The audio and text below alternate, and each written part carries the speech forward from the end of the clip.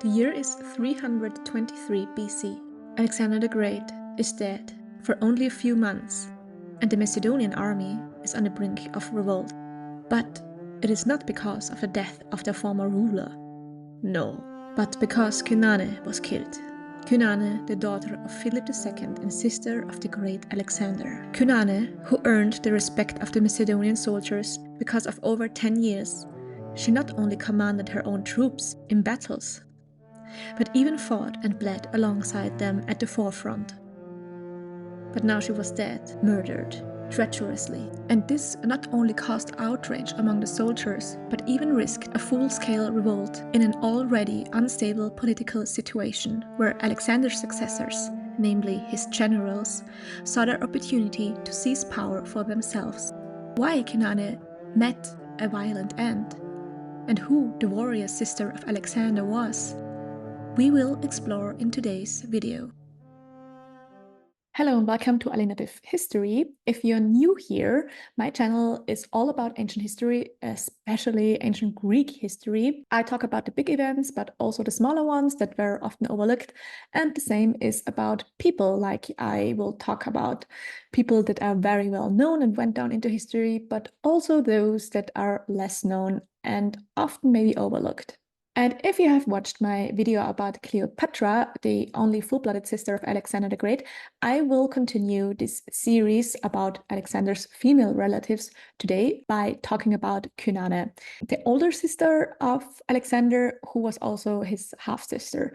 And she was really different from his other female relatives, especially his sisters, as if you noticed in the intro, she was a warrior. Or at least she was a commanderess, as she had command over her own troops and was probably educated in military tactics and strategy. And also Cynane is the first one of Alexander's relatives in general who will start a trend that will continue on long after her own death, her very brutal end, a bloody trend that will catch up to each and every one of Alexander's relatives, or at least those who are directly blood related to him. As you may have realized, English is not my first language, therefore please go easy on me.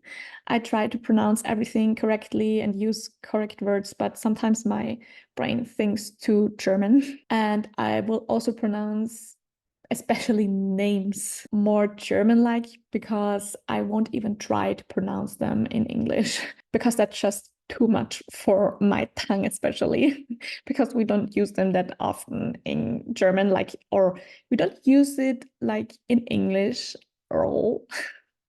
So sometimes that's very hard for me. We have a very hard language, or harsh. But enough about language barriers. Let's talk about Cynane. So, who was Cynane, and why did she meet such a tragic end so early on after Alexander's death? Cynane was born as the daughter of Philip II of Macedon, as his eldest child, with his presumably first wife Audata, an Illyrian princess. Philip married Audata after defeating the Illyrians to solidify peace. The Illyrians and Macedonians were enemies for a very long time, even before Philip himself became king, as his own brother, the king before him, fell in battle against the Illyrians. So, as it was common, the marriage of Cynane's parents was politically motivated. As the marriage date between Philip and Audata is not clear, Cynane's birthday is also unclear, but it is dated around 357 BC. And what is very special about Cynane and her upbringing is that she was instructed in the art of war by her Illyrian mother, who was said to have been a warrior herself. In general, it is very interesting that Illyrian women were known for being trained in the art of war, at least those from noble and royal houses. Therefore, it was not unusual for Illyrian troops to be led and commanded by women. Cynane was brought up in Pella in Macedonia, alongside her half-siblings who were born after her, like Alexander, Philip Arrhidaeus, Cleopatra, and Thessalonike. An example for her warrior upbringing was that she supposedly fought alongside her father. The battle, or the campaign was said to have taken place around 344 or 343 BC, which makes her around 13 or 14 years old. It is said that she killed the Illyrian queen Caera in a duel, and she defeated her by a thrust to the queen's throat. And now we face an issue we in general have about many people in ancient Greece, and that is that many primary sources are lost or only survive in a fragmentary form. First one to write about Cynane's duel with this Illyrian queen was Polyaenos, and he lived over 200 years after Cynane. He also described the Illyrian queen as nameless, and she only got the name Caera later on, so Caeria was probably not her name. Arrian and Diodorus, who also write about Cynane, lived around the same time as Polyaenos. So those three authors lived many years after Cynane, and so it is very, very hard to recreate and understand her life and details around her life. But the interesting part is that their writings are based on primary sources they use themselves. In the case of Arrian, he uses primary sources from Ptolemy, Nearchos, and, for example, Hieronymus of Chaldea, and those are only a few. In the case of Ptolemy and Nearchos, those were people who knew Alexander not only personally, but probably knew Alexander for all their lives, especially in the case of Ptolemy. Ptolemy, for example, was a companion of Alexander from a very early age and was one of his most trusted generals. He would become the satrap of Egypt after Alexander's death and later the pharaoh, founding the Ptolemaic house ruling Egypt until 36 BC. And those primary sources, of course, are very interesting to us, as they also give us not only a glimpse to Alexander the Great himself, but also mention his family, and in this case, Cynane. This is the case. Maybe there were once more primary sources or people talking about Cynane and covering her life, but that's why it's also very fragmentary and there are a lot of holes, I would say in German, are about her life. It's just very important to understand the context of biographies or people and how we can recreate, or to what measure we can recreate their lives. And that's why we will see later on some events are told in different perspectives or give different inputs or differing scenarios. And I will talk about it later because this also happens to happen about the life of Cynane, especially regarding her death. But back to Cynane, because we still want to try to recreate her life and understand her. So the question is if this event did even occur, or it was fabricated many years later, or maybe was influenced by a similar event.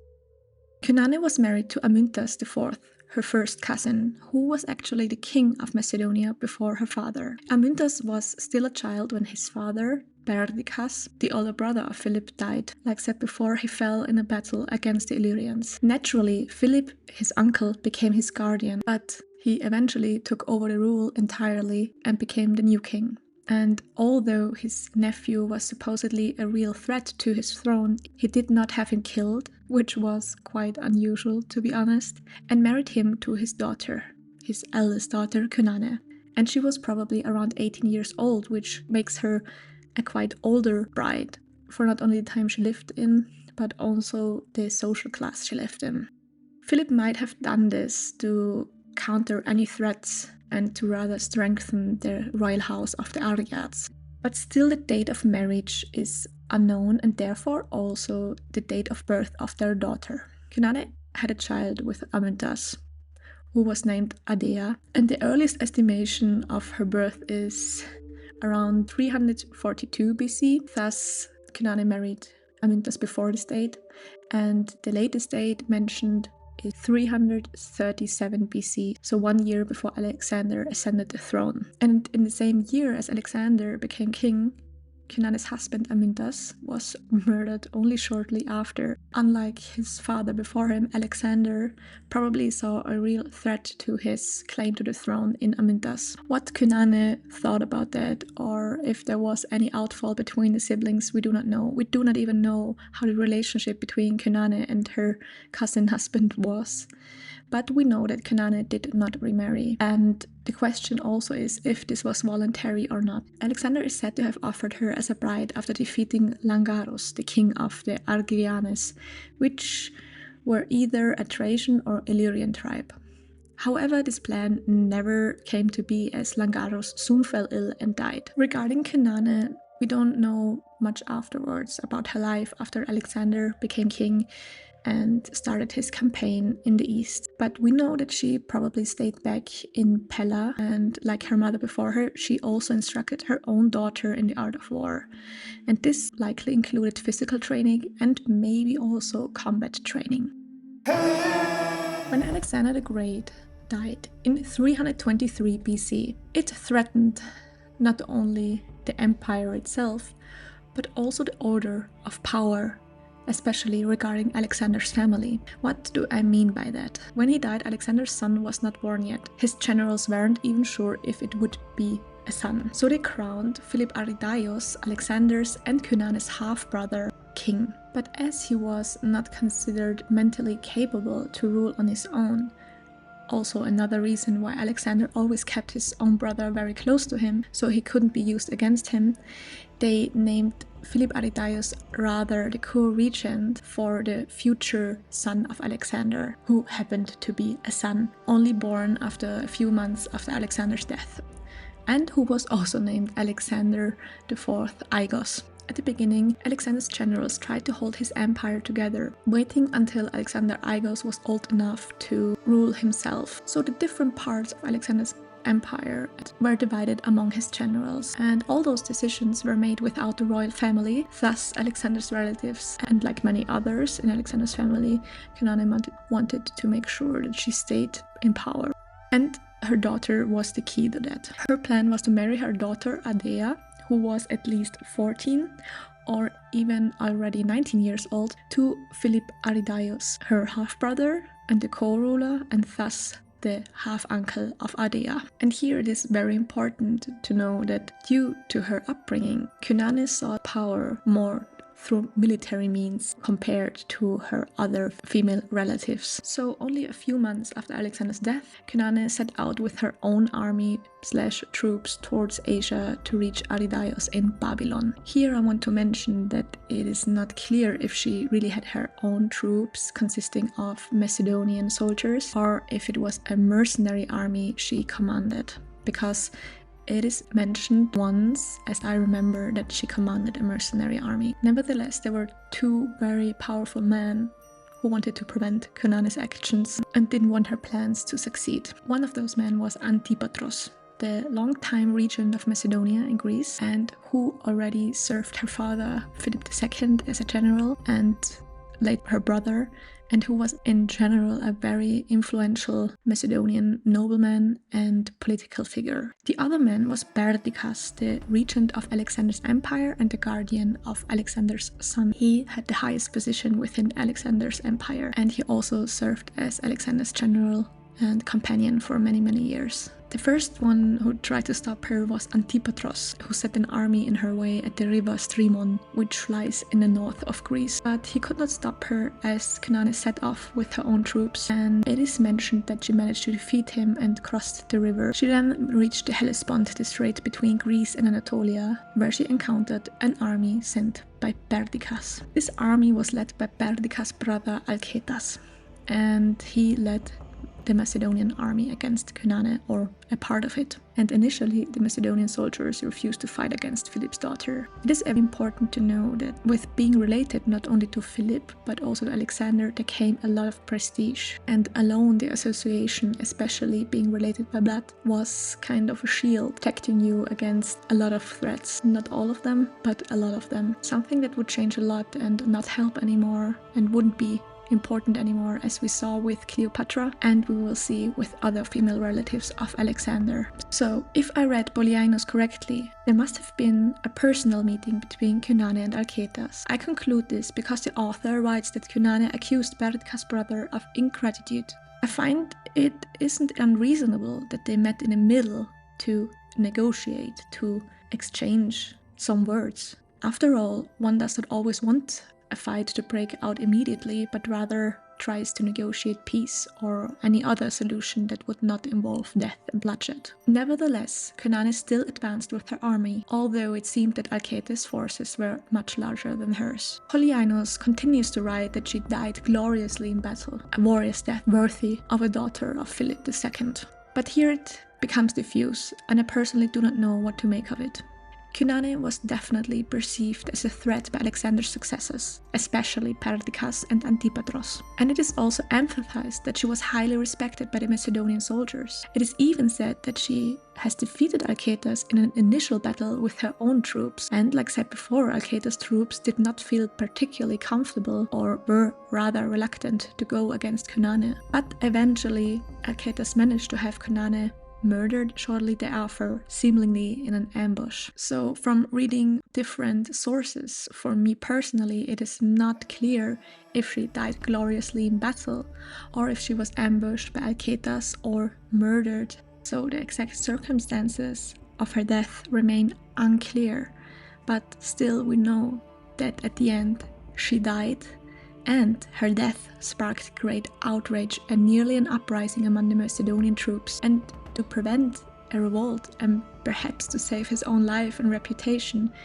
Perdiccas agreed to the marriage of Adea with Philip Arrhidaeus. Thus, Cynane, in her death, achieved her goal. But her ultimate goal, that her family, especially her own daughter, would stay in power, would not be achieved. Because only a few years after her death, her daughter, who named herself Eurydice after marrying her uncle, met a similarly tragic end, because she was eventually murdered by Olympias, the mother of Alexander the Great, and thus the step-grandmother of her. And also Philip Arrhidaeus found his own end at her hands.